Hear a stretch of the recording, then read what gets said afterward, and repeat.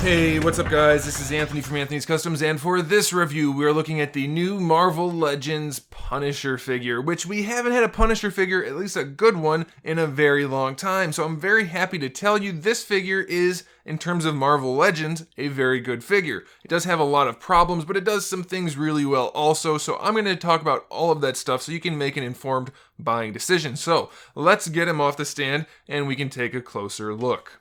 This guy stands just about 6 3/4 inches tall, which makes him just about 17 centimeters. He's on that same body we've seen a bunch now. We've seen him on Cap, we've seen him on Whirlwind, on Grim Reaper. It's been used quite a bit, so there's nothing new going on for the main part of the body. But that's okay, because what they did do on this figure, they did pretty well for the most part. Before we get into that though, let's talk accessories. We have two interchangeable heads. We have the one that you saw on him in the package with the bandana, and then we have the one without the bandana with like the kind of dark circles around his eyes and a little bit of what I guess is supposed to be 5 o'clock shadow. It looks pretty good.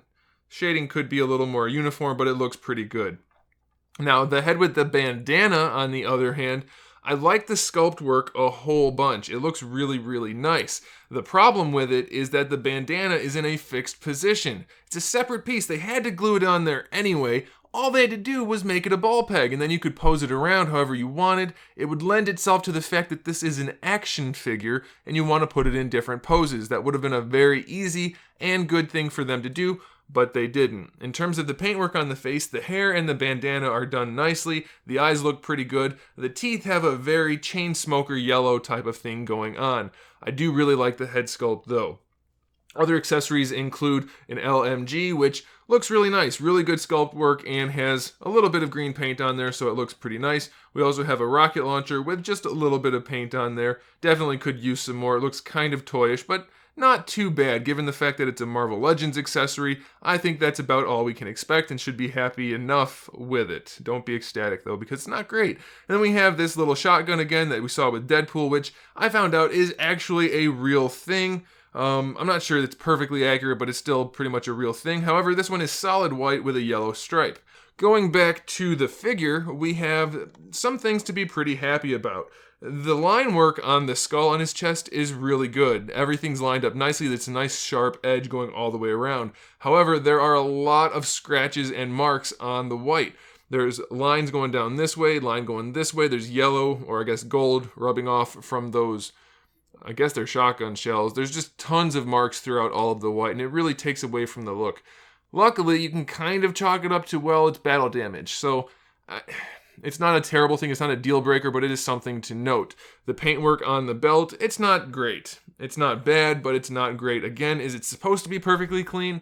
I think it was supposed to be, but does it have to be? Probably not. Both of the belts are a nice brown color, not pinkish red like on Deadpool, and it has a wash on it. Simple wash. Definitely could use a few buttons painted on there, but the wash makes it look really nice regardless, and that's all it takes.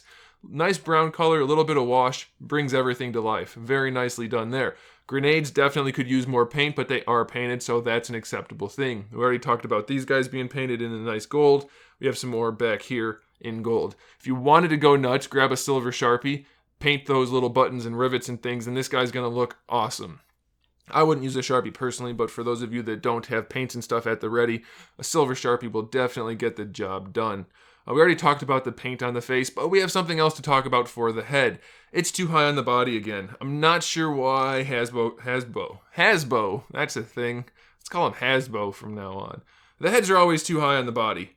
And it's not as noticeable with this head because the bandana kind of draws your attention, but it is sitting too high, and it's more obvious when we look at this head. Now, here you go. You see that? That head is sitting way too high. It looks very goofy. These figures would look so much better if they just sat the heads down a little bit lower. It's an easy fix, Hasbro. Fix it. It'll look so much better.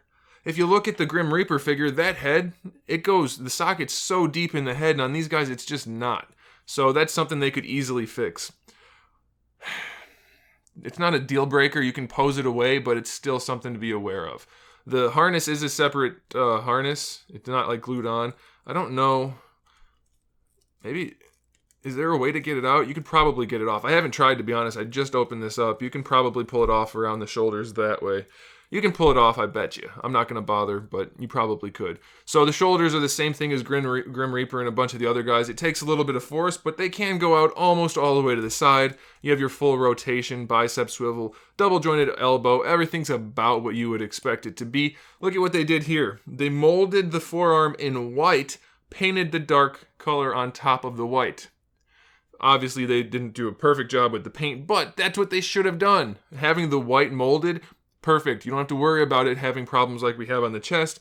The white looks perfect. Very happy about that. And then we have the white gloves also, of course, with our hinges and swivels.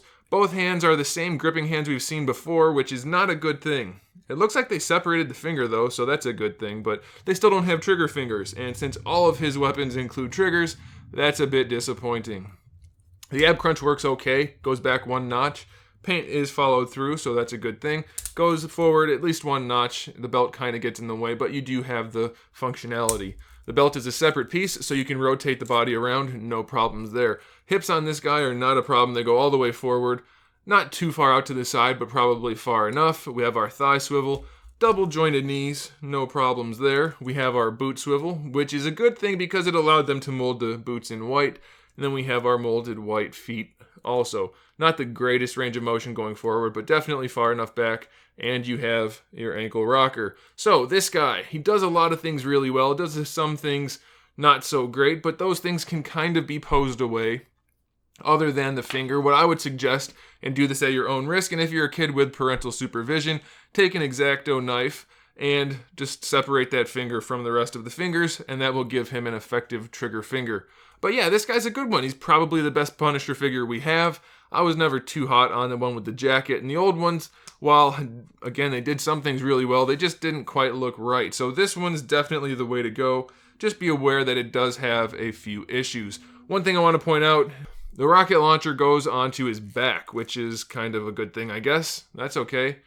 I would probably just pose him like that because it adds to the figure a little bit, but I don't know.